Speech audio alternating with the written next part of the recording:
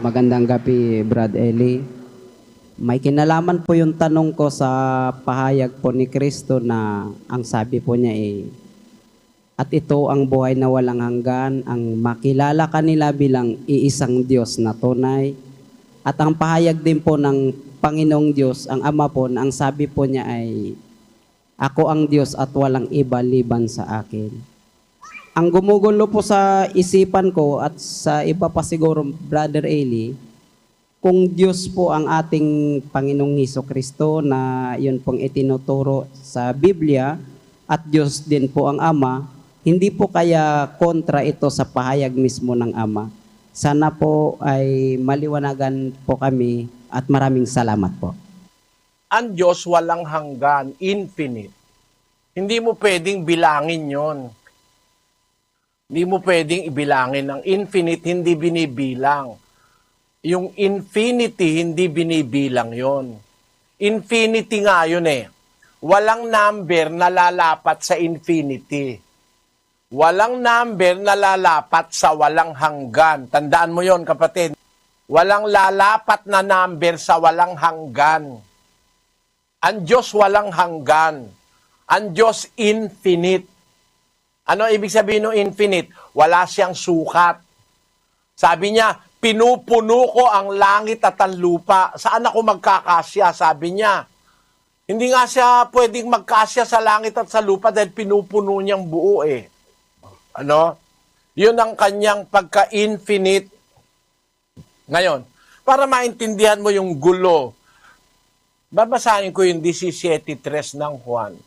At ito ang buhay na walang hanggan, na ikaw ay makilala nila na iisang Diyos na tunay at siyang iyong sinugo sa makatwid bagay si Hesukristo. Kung basahin nila, hindi naman nila tinutuloy eh.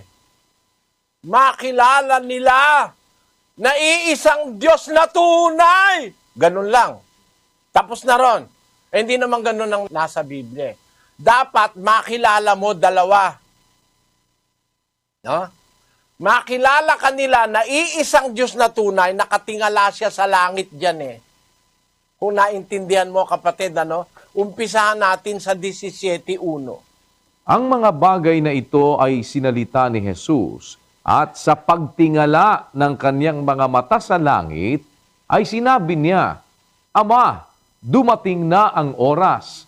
Luwalhatiin mo ang iyong anak, upang ikaw ay luwalhatiin ng anak, gaya ng ibinigay mo sa kanya ang kapamahalaan sa lahat ng laman, upang bigyan niya ng buhay na walang hanggan ang lahat ng ibinigay mo sa kanya. At ito ang buhay na walang hanggan, na ikaw ay makilala nila na iisang Diyos na tunay at siyang iyong sinugo sa makatwid bagay si Hesukristo.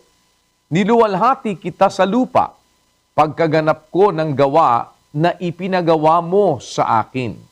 At ngayon, Ama, luwalhatiin mo ako sa iyo rin ng kaluwalhatiang aking tinamo sa iyo, bago ang sanglibutan ay naging gayon. Kita mo, ako itutuloy mo lang pala, maintindihan mo sinasabi ni Kristo eh. Ang sabi niya, pagtingala niya sa langit, tanda mo, nakatingala siya sa langit. Nananalangin siya sa Ama. Ama, dumating na ang oras, luwalhatiin mo ang iyong anak, upang ikaw ay luwalhatiin ng anak. Tapos sabi niya, ito ang buhay na walang hanggan. Nakatingala siya sa langit niya, ano? Makilala kanila na iisang Diyos na tunay. Nakatingala siya sa langit. Bakit? Wala kasi siya sa langit noon eh.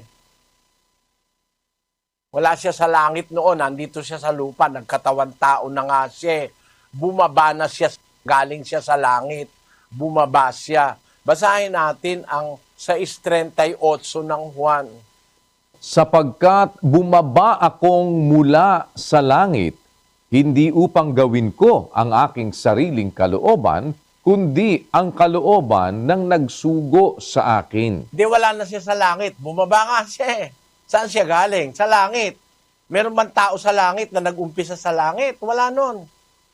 Walang tao sa langit, kapatid. na manggagaling sa langit, bababa sa lupa, tapos tao. Wala nun. Ngayon, kung nandito siya sa baba, nakatingala siya ngayon. Ang kausap niya yung Ama. Ama, ito ang buhay na wala hanggan. Makilala ka nila ng mga taong Kristiyano na iisang Diyos na tunay. Saan? Doon sa langit. No? Nung oras na yon.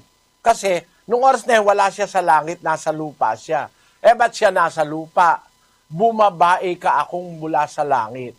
Pero kung itutuloy mo sa 17:5, ngayon, Ama, luwalhatiin mo ako sa iyo.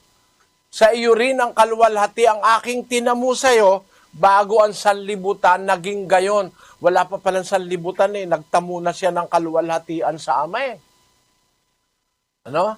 Kaya past tense na Luwalhatiin mo ako ng kaluwalhati ang aking tinamo sa iyo bago ang sanlibutan naging gayon. Paano naging tao yan? Meron bang tao na nauna pa sa sanlibutan? Kung tutuloy pa natin dyan sa 17 pa rin, ano? Ang itinuturo lang sa inyo dyan, 17:3 Inaalis niya na yung iba Punta ka sa 17:24, kapatid na Daniel. Ama, yaong mga ibinigay mo sa akin ay ibig ko kung saan ako naroroon, sila naman ay dumuong kasama ko, upang makita nila ang kaluwalhatian ko na ibinigay mo sa akin, sapagkat ako'y iyong inibig bago natatag ang sanglibutan. Tamo, bago pa natatagan sa libutan, inibig na siya ng Ama Binigyan na siya ng kaluwalhatian Kaya sabi niya, nung papanik na siya uli sa langit, Ama, yung mga binigay mo sa akin, gusto ko, kung saan ako naroroon, doon din sila dumuon. Para makita nila yung kaluwalhatiang ibinigay mo sa akin, sapagkat ako'y inibig mo bago natatagan sa libutan. Nauna pa pala siya sa universo No? Paano ngayon tao yan? Ganito, babalikan ko 17:3 at ito ang buhay na walang hanggan. Na ikaw ay makilala nila na iisang Diyos na tunay. At, kaya nga may koma tapos may ate. Dapat makilala mo rin at siyang iyong sinugo sa makatwid bagay si Jesucristo. Dapat, kung kinikilala mo yung Ama, kilalanin mo rin si Kristo. Dalawa silang kikilalanin mo. 14:1 ng Juan. Huwag magulumihanan ng inyong puso. Magsisampalataya kayo sa Diyos. Magsisampalataya naman kayo sa akin. Dalawa silang kikilalanin mo Magsisampalataya kayo sa Diyos, magsisampalataya naman kayo sa akin. Ama at anak yan Ngayon, yung anak ba ng Diyos, sino ba ng anak doon? Basahin natin ang 2:7 ng awit. Aking sasaysayin ang tungkol sa pasya. Sinabi ng Panginoon sa akin, ikaw ay aking anak.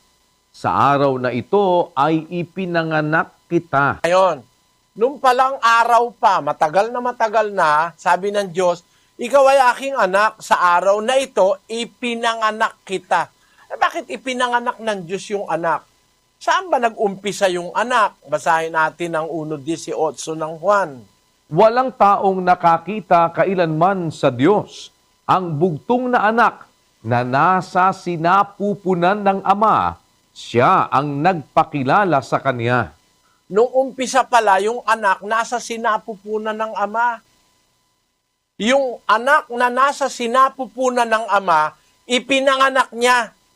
Kaya sabi ng Diyos, ikaw ay aking anak, sa araw na ito, ipinanganak kita. Kailan naganap yung panganganak sa kay Kristo? Yung Ama kasi nanganganak yun nung may kausap ako doon sa Pampanga, ibig ba sabihin, ang Diyos nanganak? Bakit ka ako tutol ka ba sa nasa Biblia? Sabi ng Diyos araw na ito, pinanganak kita. Sino nanganak?